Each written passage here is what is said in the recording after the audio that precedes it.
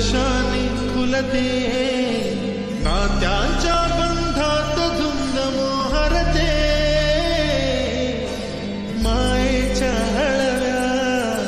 स्पर्शाने खुलते नात्यांच्या बंधात धुंद मोहरते मन उधाण वाऱ्याचे गुज पावसाचे का होते बेभान कसे गहिवरते